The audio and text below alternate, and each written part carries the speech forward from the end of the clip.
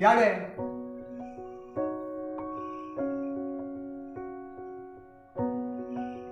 નગરના લોકો બધા તમામ હાજર ગયા છે ઉપરથી. ફક્ત પહેલા ને પકડીને સિપાહી લોકો જાય છે, પોતાનો પિતા ચાબુક મારે છે કે જો તારો ભગવાન હોય, તારો રામ હોય, તને બચાવનાર હોય તો એમ ગણવા જાય તો થાંભલી અંદર માર. તો ભક્તો પહેલા તો નાની ઉંમરે થોડું મન વિશે તો આક્રમણ થાય છે, પણ ભગવાને એની ડરને મટાડવા માટે એ થંભની ચારે બાજુ ચવણગીરી કરાવી. લાલ ચવણગીરી ચાલે છે. ભક્તો પહેલા જોવે છે કે જ્યારે ચવણગીરી જો ના પડે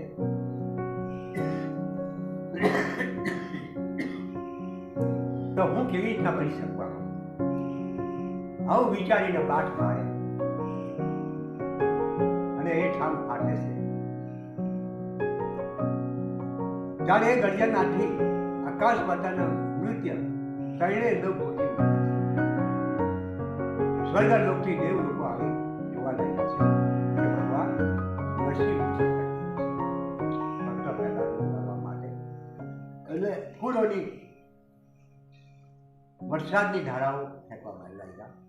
તમામ નૃત્ય લોક જોઈને આક્રમણ થઈ જશે. ધન્યવાદ. તો સમયસર એને હૈણાકશને ભગવાને ઉપરથી ભૂસકો મારીને પકડ્યો અને હૈણાકશ નાય સગાડી ભગવાન નરસિંહ કસાઈ મળે. ત્યારે દોડતા દોડતા દોડતા દોડતા દોડતા દોડતા સંધ્યાકાળ થવાયો.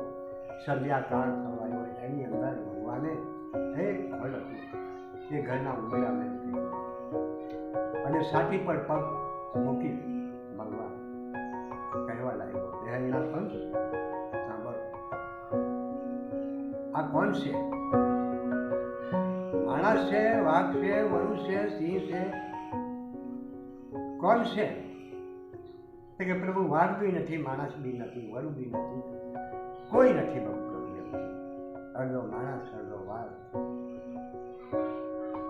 તો કે તે જે માગ્યું કે હું રોડે ના મળું, લાકડે ના મળું, ત્યાં રોડું છે કે લાકડું છે? રોડું છે લાકડું છે. કે રાત છે કે દિવસ છે? દિવસ બી નથી, રાત બી નથી. તો આ ઘર છે કે બહાર છે? તો ઘર બી નથી પ્રભુ અને બહાર બી નથી. કે રાત છે કે દિવસ છે? પ્રભુ રાત બી નથી ને દિવસ બી નથી. ત્યારે હરિણાકશને ભગવાને એના નખોથી ચીડીને ફેંકી દીધા. ભક્ત પહેલા જ 7-8 ભક્તો પહેલા જ ભગવાન જઈને કહેવા લાગ્યા નરસિંહ કે ભક્તો પહેલા તારી ભક્તિથી હું પ્રકટ થયો છું અને હું ધન્યવાદ તારી આક્રમણ ભક્તિથી હું તને દર્શન આપવા માટે કેટલા તારે કહ્યું છું. જે કે તારી ઈચ્છા હોય તે માગે. તો ભક્તો પહેલા તો માગે, પણ પહેલા વિચારે છે કે શું માગવાનું હોય. જે 14 લોકના સર્જનહાર પિતા ભગવાન મને પ્રગટ થયા તે પ્રભુ એમ બોલે તમે જ મને જે કઈ ઈચ્છા હોય તો આપી શકો. તો કે ભક્તો પહેલા હું તને શું આપું? તારી ભક્તિથી તારા પિતાની 78 પેઢી સ્વર્ગથી સ્વર્ગ ચાલી ગઈ છે, નરકથી સ્વર્ગલોક જતી રહી છે. તારી ભક્તિથી તારા પિતાની 78 પેઢી સ્વર્ગે જઈ છે. માટે કરીને તું કઈ માગ, હું તને આપવા રાજી છું.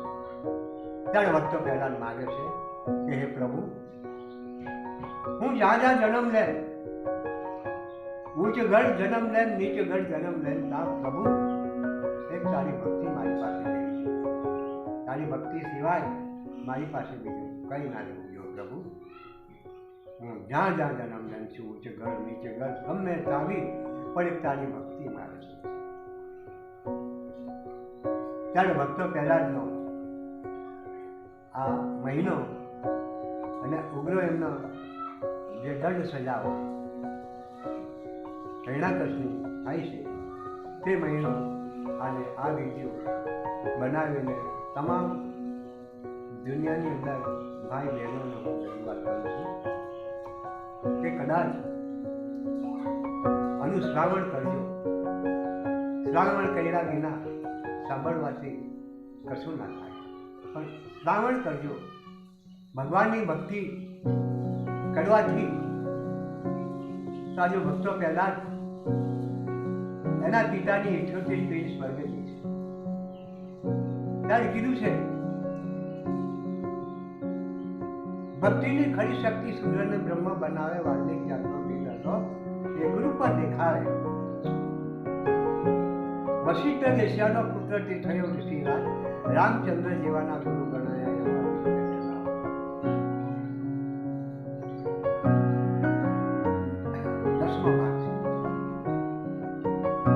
વ્યાસજી માખણના પેટનો જે આવું કલમ પણ બની ગયું એના હાથે પુરાણો લખાય. પ્રભુ ભક્તિ કરતા માણસને પણ મોટું મળે.